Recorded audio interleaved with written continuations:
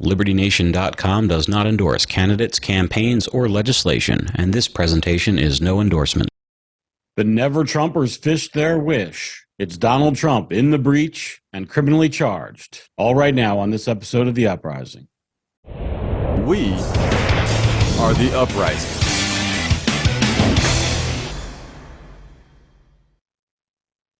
Welcome back to The Uprising, a podcast of LibertyNation.com. I'm your host, Scott Kosenja, and joining me today is LibertyNation.com's senior political analyst, making eyes at me on the video, Mr. Timothy Elting Donner. Tim, welcome back to the program. Making eyes. Yeah. Okay. I'm just sort of... Is there some meaning there you wish to convey? I think I'm just awakening. It's just finally awakening. I've made a promise to myself that from now on, I'm going to wake up before I get out of bed. But good luck with that. With varying degrees of success, Scott. So it has happened. Mr. Trump has been arrested, indicted, arraigned by the citizens of New York in the form of their chosen destructor, Alvin Bragg.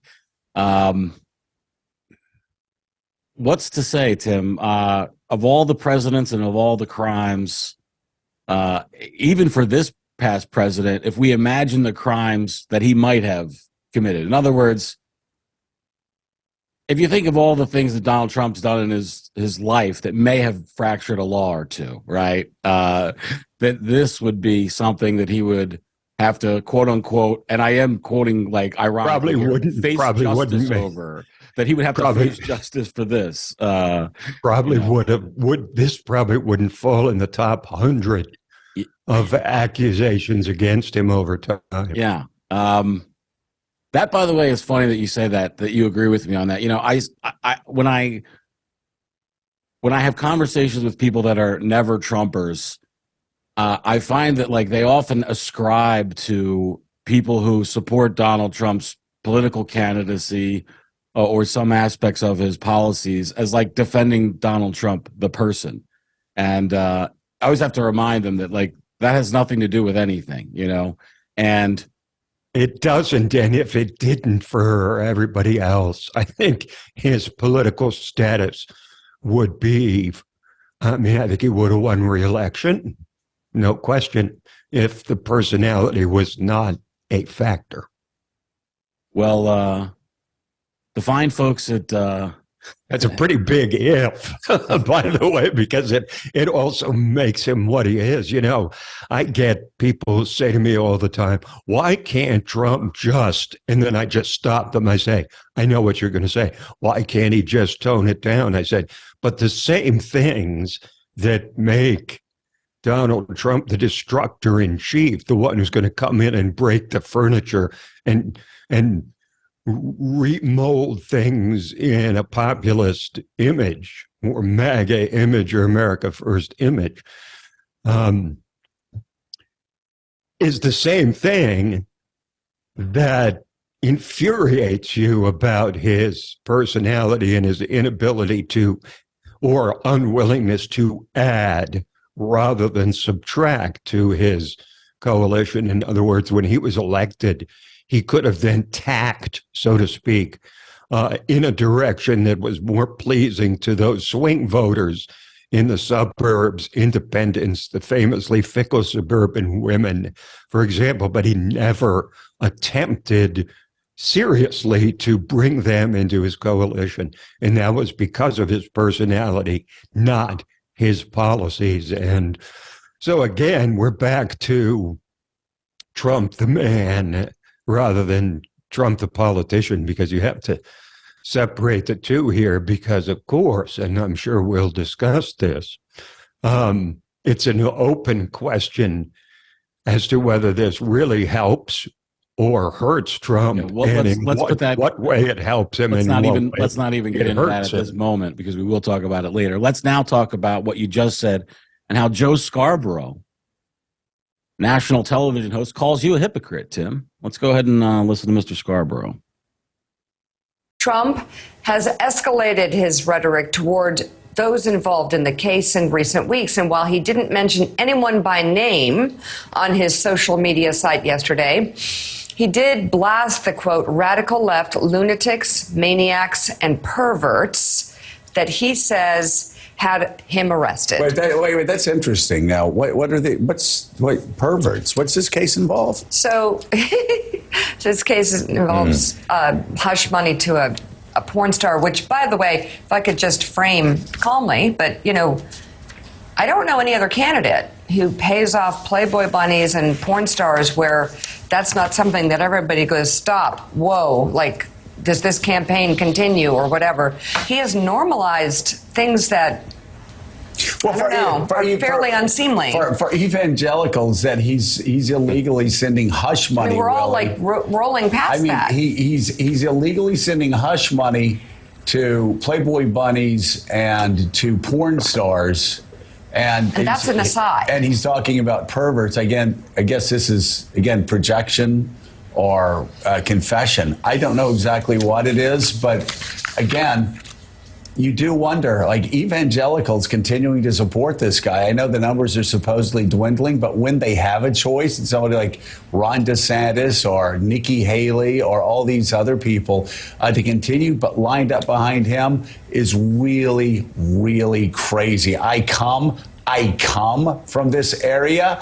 This is my community, right? And these are some people who would like not let their children listen to rock music in high school, right? Because it was Satan's music. And now they're going, oh, Donald Trump, porn stars, Playboy models. Oh, that's awesome. Yeah, go Donald.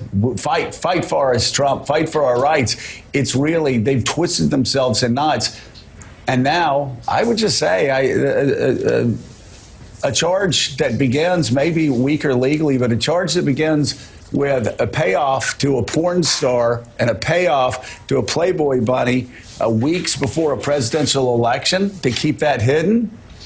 That's actually not the best case, Willie, for evangelicals to once again have to walk through that moral minefield to somehow justify supporting this guy, and in some cases, hold him up as some secular idol, like it's a cult. It's really sick.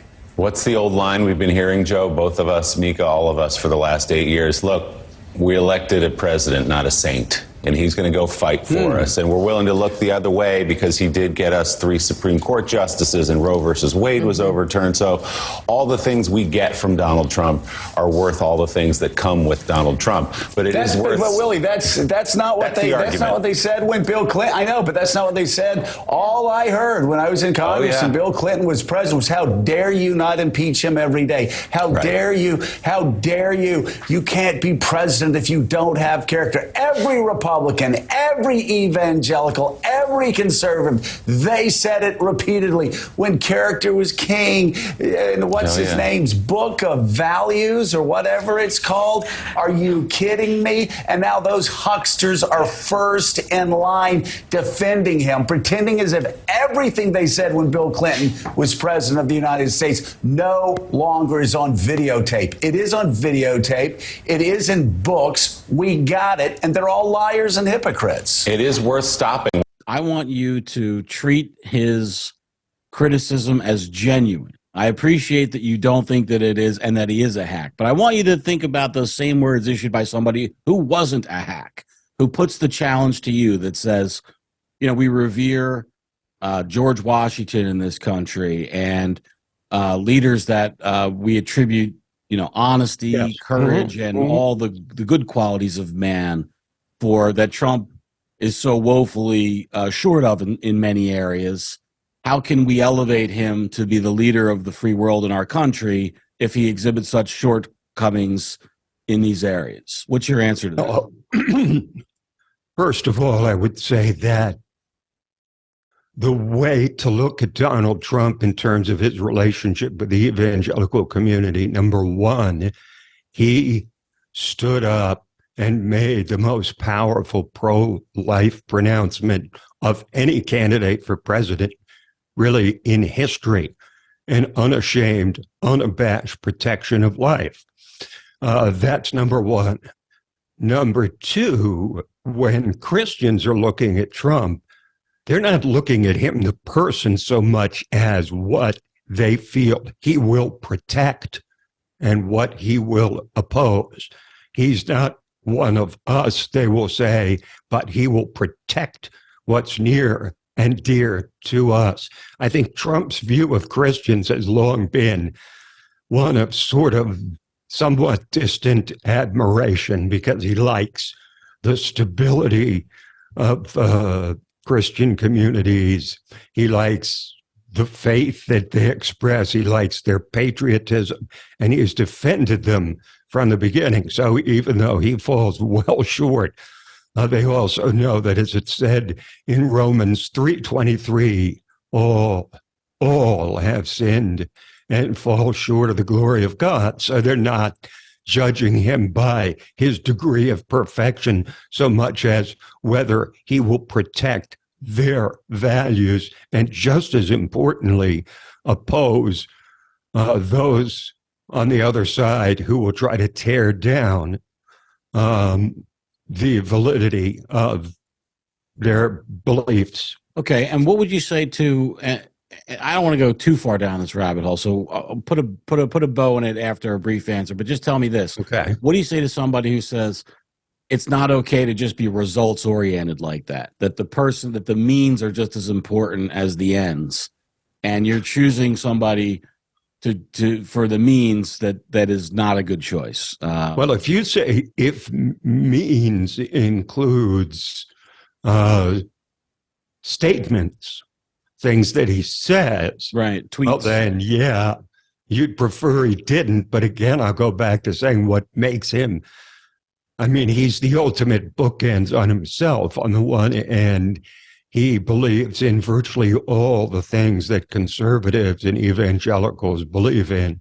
On the other hand, his behavior is such that it begs the question of to what degree is his personality important. I doubt, Scott, that he's actually done much, if anything, in the Oval Office that other presidents haven't done in terms of anything above or below the law, whether he has really done things that were so entirely unprecedented in terms of from a criminal context, from a legal context that other presidents haven't done, and we never found out about them because the media was not nearly as interested in digging up dirt. On that, I definitely agree. All right, well, I think maybe we even spent too much time on this, but I wanted to give reply to the that crowd.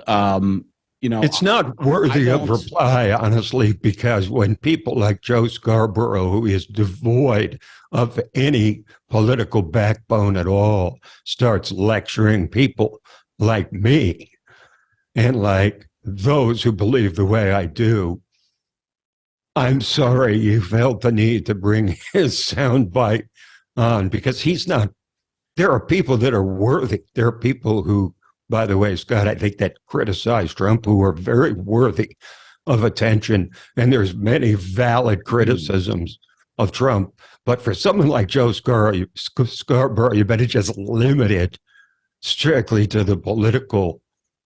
Well, that is his political attack, right? But he's trying and his clips on here because he's in the power position on the other side of the ideological spectrum, right? He's got the anchor chair on Morning Drive on MSNBC, and they willing, as I've demonstrated, willing to do or say anything to continue being the morning voice of MSNBC. Let's say this, and this is where I think we can come back around here, is willing to justify the total subversion of justice in this country to political concerns.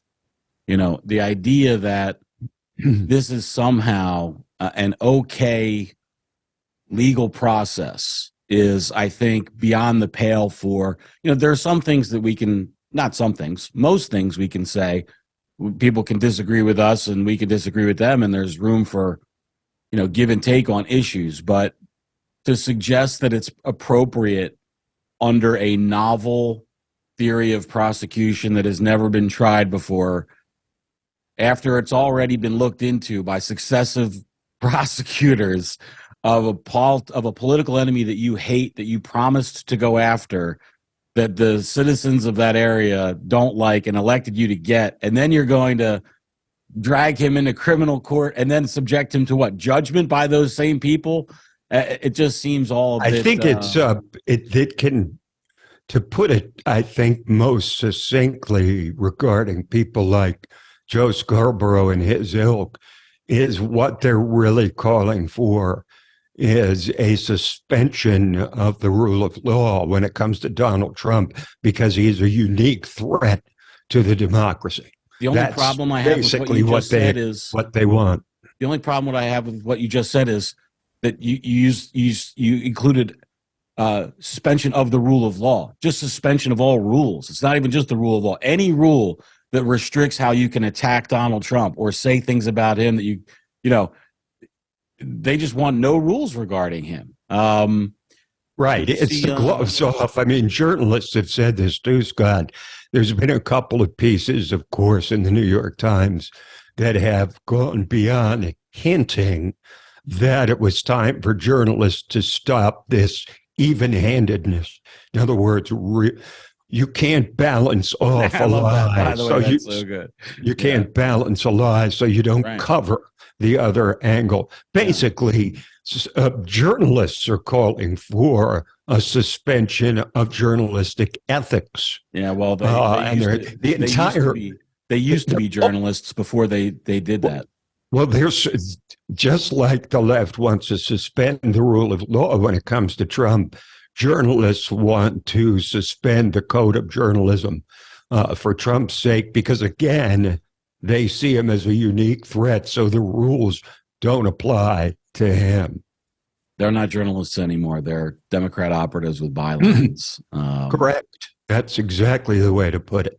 I was a little bit surprised, maybe, to see. As a side note, I don't know if you've been asked this. If you were personally called by President Trump to join his legal team, is that even something you'd entertain? Because you did that in the impeachment. I think you could get this case dismissed very quickly. Is that something you'd be open to? Well, I have a policy of only representing somebody once, and so I'm not going to his lawyer, but I would certainly be happy to participate in the court of public opinion. I don't think I could get this case dismissed so easily. I don't think that if you had the best lawyers in the history of the world, Abraham Lincoln and John Marshall, a New York City judge would dismiss this case, because that New York City judge's life would be over. Everybody would point to him the way they pointed to me when I defended Trump. Yes. Oh, my God, there's the man who helped Trump get free. So I don't think it's going to be easy. I think he probably will be convicted by a New York jury who voted for Bragg and voted for Get Trump. It will be reversed on appeal. It will never be affirmed all the way up to the Supreme Court.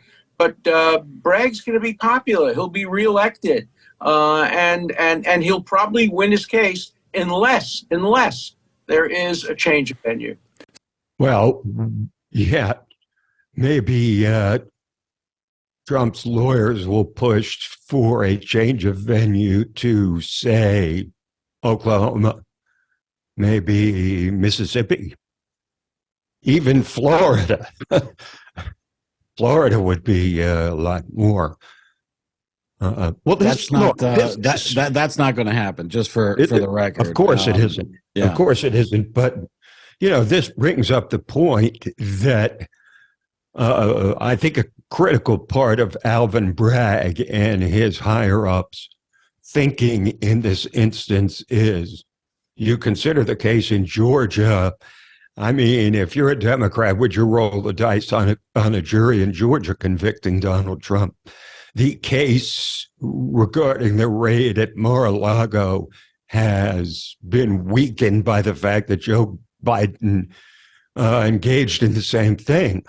So this may be their best shot, actually, even though it's so weak, to get their best shot to get a conviction in timely fashion, or at least an indictment if not a conviction, who knows how long it'll take. But this may actually be their best shot because the other cases may be as shaky in terms of the state of the case as this case. I think I'm confusing people. What I'm saying is that the thinking has to be in New York combined with the fact that it's a left-wing jurisdiction, that it's a very high-profile case, and that a jury is more than likely, at least a great bulk of them, to want to take down Donald Trump. Now, Tim, I know that you are not a tinfoil hat wearing conspiracy theorist, so I'm not accusing you of being that when I make this following comment. All right, are you now, or have you ever no, been? I'm not accusing you of that. But you have made statements just now on this podcast, The Uprising, a podcast of LibertyNation.com, and in other areas. I've heard you talk about this, where I think that you and I would probably disagree with how much we think there's been a coordination of efforts. You speak of Mr. Bragg like he is on a team of people that are coordinating their efforts to attack Donald Trump, rather than all these people that are acting relatively independently, but sharing the same, sort of mindset, goals, and outcomes, which is, I think, how I view it. You want to dispute what I just said, or? Yeah, let me read it to you directly from my article entitled "Trump Indictment Justice Soviet Style."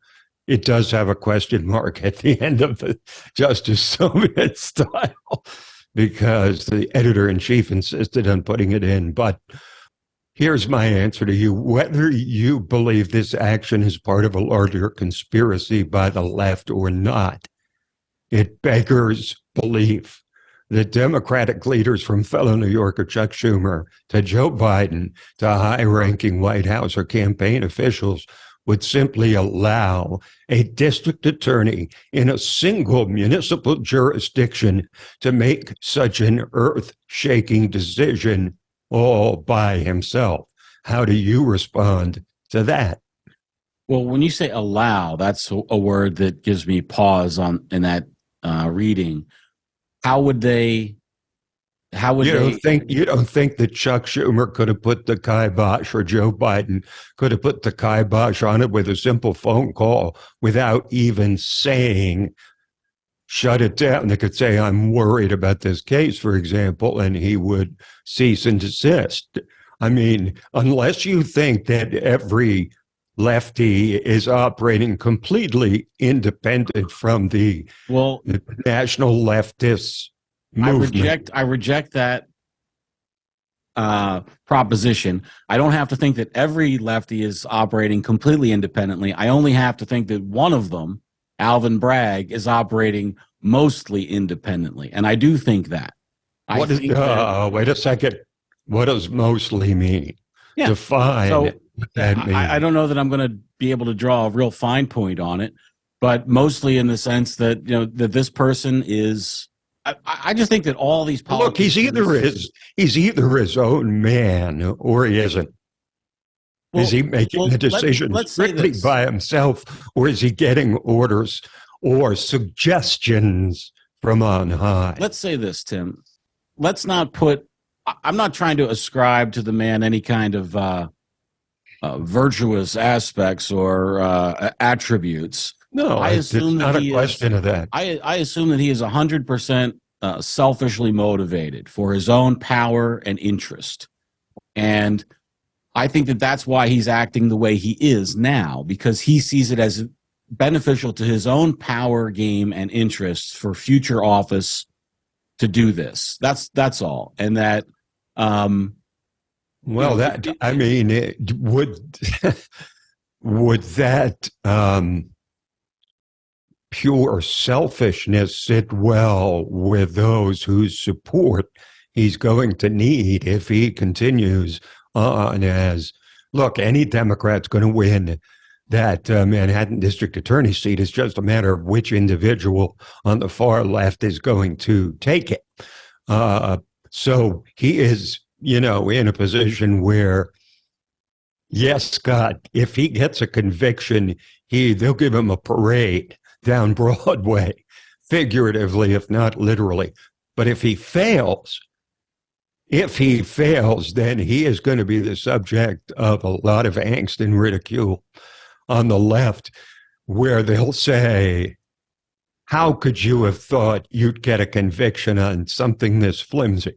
So it's a riverboat gamble, Scott. It's a real riverboat gamble by Alvin Bragg. Whether it's his decision alone or not no longer matters, I think. But the fact of him bringing it, I would argue with any sort of sense that there was no pressure either way from on high, whether to bring this or not, because it does serve what the Democrats view as their purposes. Even if Donald Trump also believes the indictment serves his purposes because he sucks all the oxygen out of the room for the GOP presidential nomination fight. I'm going to disagree with your political analysis one more time. Seldom do I, but boy, well, it's only twice. Usually, it's at least a dozen times. And that is just podcast. One thing, which is that I think that in many circles that he cares about, Mr. Bragg has already won. Which is to say, the arrest itself, even without the perp walk, which I'm sure really disappointed them. Like no Jimmy's on their Sunday, no cherry on top for that. That it's a win for a lot of those folks, just to say that Donald Trump was arrested and has been arraigned. Well, that's true, because there's a lot of talk on the left about how courageous Alvin Bragg is. Oh, and yeah. I wouldn't even necessarily argue with that. It takes a lot of chutzpah to bring this case against that man. So chutzpah and courage. It's appropriate to differentiate them there, because this was no courageous act, I think. Well, I'm saying on the left, they believe it's courageous. Stunning and brave, to be sure. Yeah, definitely. Yes, but they're not going to believe that any longer if he can't close the deal and put him in a orange jumpsuit. Figuratively, if not literally. We should run down just briefly the actual indictment, which is it 34? 34 counts. 34 counts of the same thing. All directing people to cut checks and mislabel them intentionally. That's the nuts of it. And then the secondary crime that allows New York state law says it's a misdemeanor to create a false business record. That's what these things are. However, if that false business record is used to aid the commission of another crime, then it becomes eligible for a felony charge, which is what Mr. Bragg has tried to use to Rube Goldberg his way into successful felony charges against Mr. Trump. And he didn't identify what those were, but it's the Stormy Daniels payoff money, which somehow leads to a violation of election law, because if Donald Trump made this payoff to advance his election chances rather than keep things quiet on the domestic front regarding potential extramarital activities, that's where it becomes now a felony. So tell me why Alvin Bragg decided not to list what the corresponding crime was that would elevate this from a misdemeanor to a felony. Sure. I mean, it's in the commission of another crime. So what is that crime? Yeah. He doesn't tell us. No. So I think that it's a bare bones document, right? That criminal indictment lists exactly what is required to be listed for the proper form for the indictment, and nothing else. And and while those of us who so that's what's required. That's de minimis. Yeah, right. But the minimum requirement. But by the way, then he held a press conference, and there was not even thin gruel for the for the reporters who were there. He said nothing about the corresponding case. It's it's the Peggy Lee song, Scott. Is that all there is? Tim, is that all there is? I think you should be careful about criticizing Mr. Bragg. He's received a lot of criticism lately, and we're now getting to the motives behind what some who criticize Mr. Bragg, what's behind that criticism. And let's go ahead and listen to what Andrea Mitchell has to say about that, Sure. Tim. I don't think I even need to hear it to know what she's going to say. Let's see if I'm right. This I love, by the way. I just saw this right before we came to record. I was like, oh, I got to play that.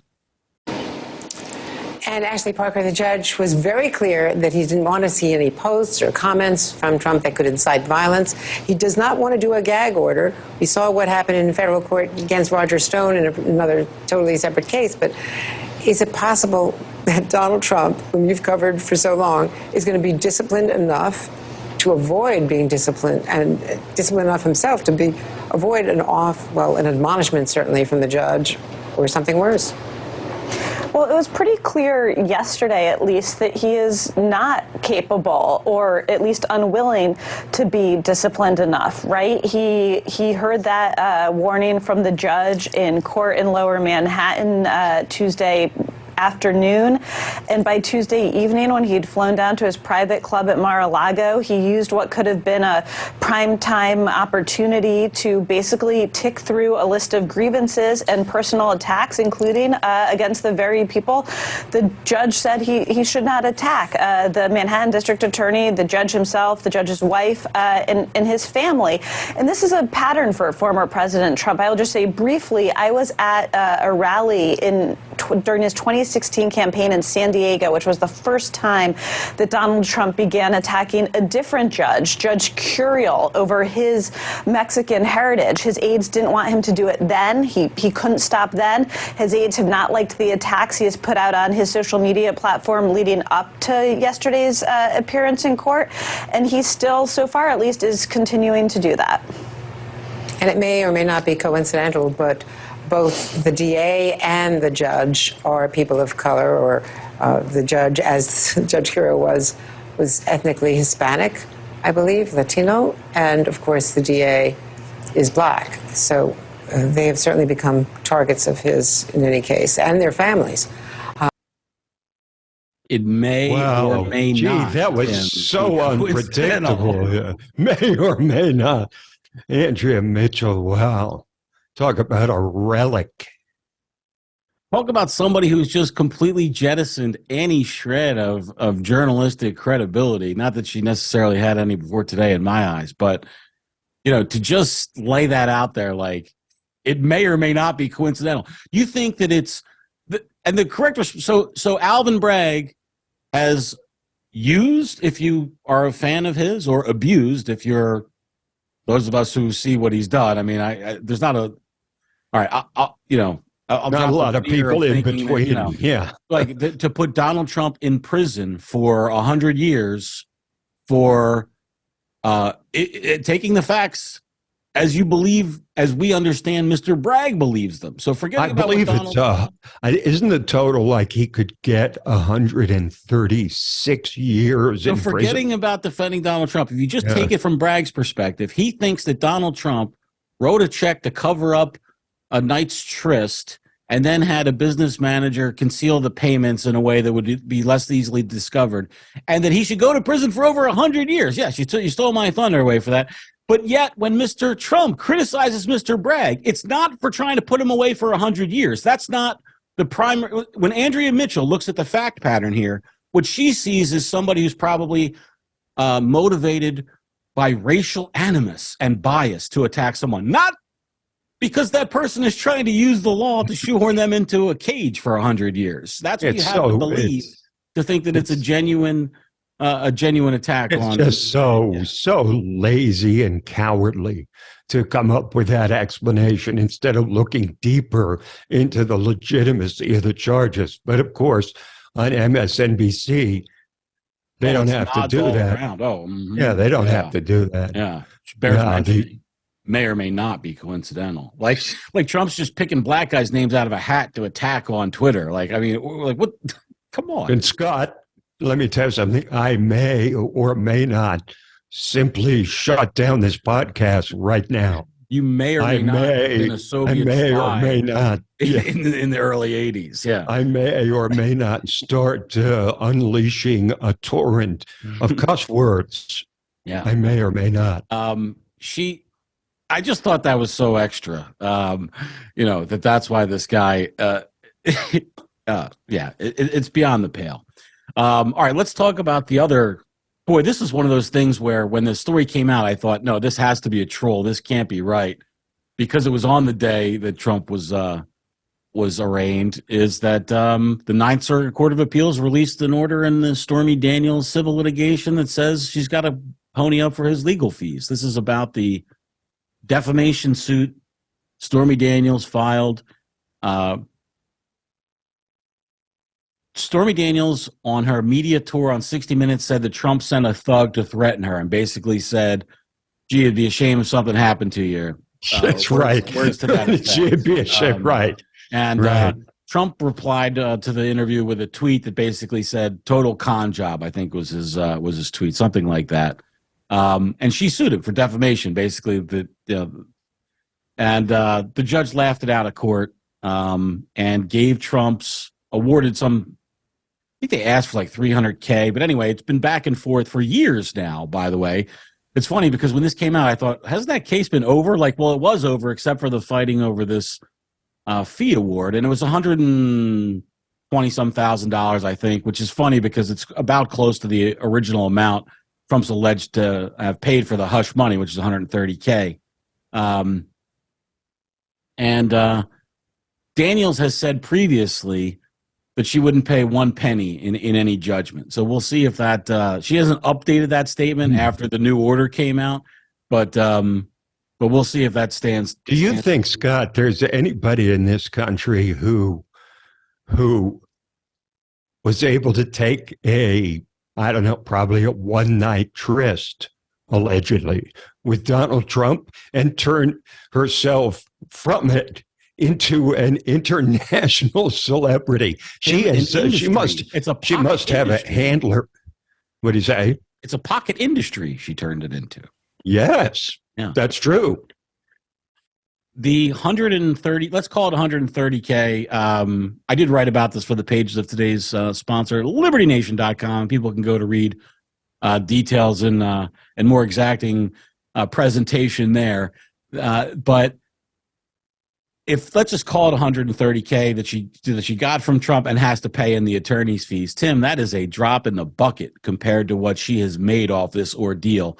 I went back over some of the ordeal. That's good, Scott. Yeah. Well, nice. It's an ordeal for us, not for her. Yeah. I mean, the ordeal that America has been subjected Trump, to. Yes. Not even him. At least he had that one night in any case, if you believe the account. And I do, by the way, because Stormy Daniels talked about this long before the presidential election in an offhand remark. I mean, I don't think many people question whether it happened or not. I mean, who knows? She may have had this in mind. Oh no, she's not all smart along enough for that. when she hooked him. Yeah, the world's biggest genius. No way. She hooked him, didn't she? Well, no, because then you would have to think that that he would run years later, run for president, and be able to use it. Because before then, it was no big story. When she first talked about it, it wasn't even that big a deal. It was like a nothing burger. It was only. All I'll say is Trump talked about running for president for about 20 years before he actually did. Yeah. So anyway, the point I wanted to say is this was a massive, massive financial windfall for Stormy Daniels. This is not a cost item for her. The discussions that she had with other adult performers at the time who have then now talked about those things have said that her bookings went up massively. So the number so she makes a significant amount of money by dancing at strip clubs as a featured dancer, touring the country. I reported on this one of the Pittsburgh shows when she was at the height of you her, were forced as a fame. journalist to cover her appearance in Pittsburgh, much against your against your own there's will. so much regarding constitutional law that this brings up. At that event, Tim, the Pittsburgh police, who were it is alleged were controlled by pro-Trump people, raided the club. It chose that night that Stormy Daniels was there for an intrusive fire marshal's inspection of the premises and the customers. It was most invasive, and I think a really profound violation of free speech. I think that's the only reason why they were there. But I want to quickly just make the point. She got a massive financial windfall. The number of dates that she was dancing and the amount she got paid for those performances so dwarfs. We're talking about adult star Lisa Ann called it, I think, life-changing money. This is to set you up for generational wealth for the rest of your life and your progeny. And so I just wanted to make that point that Stormy Daniels is no victim in this process. She's laughing all the way to the bank or crying all the way to the bank. But in any case, she's going to have to go to that bank and pull out $130K and write a check to Donald Trump for his lawyers. And then there are also other potential civil claims that he may have against her as a result of all that as well. But money-wise, she's definitely to the better for her. Yeah, there's the understatement of the podcast. Yeah. Well, as you say, Tim, Donald Trump, boy, he sucks all the air out of the room, or they suck all the air out of the room with what they've done with the Trump, and that's the case for the podcast. There's not much room elsewhere for other stories. There has been a story, I don't know if you saw it, broke this morning as we came to record on the 6th, that Clarence Thomas, there's this big ProPublica major expose with Clarence Thomas taking free money and vacations from this billionaire. And I just wanted to weigh in on it. I read the piece, and if you just replace conservative billionaire such and such with personal friend of Virginia and Clarence Thomas, Bob Smith, and then just talk about the vacations they took and staying.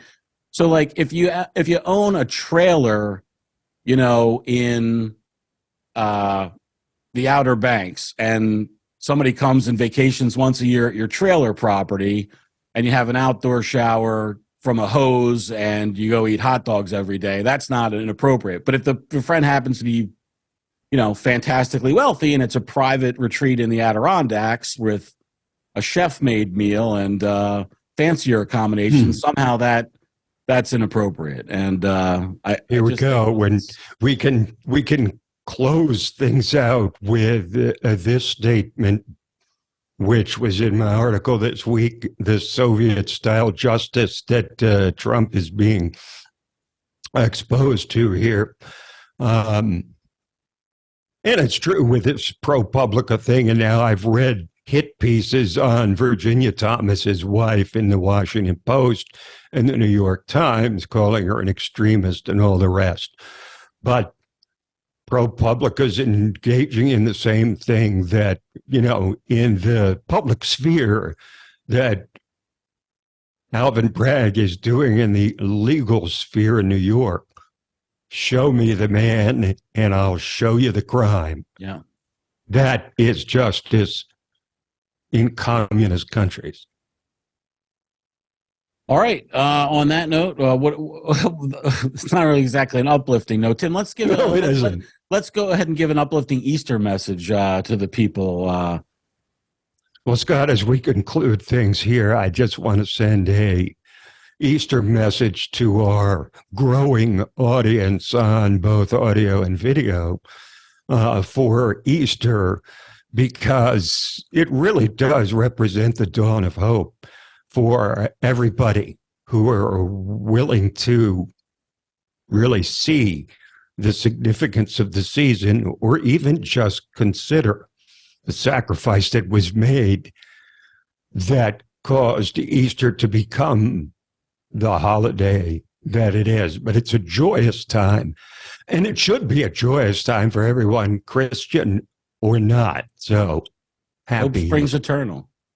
Indeed. Happy Easter. We are the Uprising.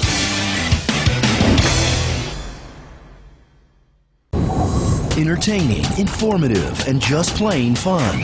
Watch Liberty Nation's The Conservative 5. Produced by conservatives for conservatives. C5's The Left Free Zone.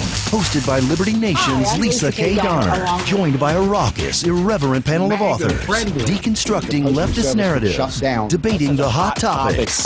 And remembering to laugh. Join the official conservative safe space. You only did that to piss Jeff off. Liberty Nation's The Conservative 5. That's it for this edition of The Uprising. Remember to hit Liberty Nation News for original articles, LN Radio, and our signature television program, The Conservative 5. Just go to libertynation.com on your browser or hit Rumble, YouTube, or check out our Liberty Nation News Roku channel. I'm Scott Cosenza. Thanks for joining The Uprising. This program is a production of libertynation.com, where truth is making a comeback.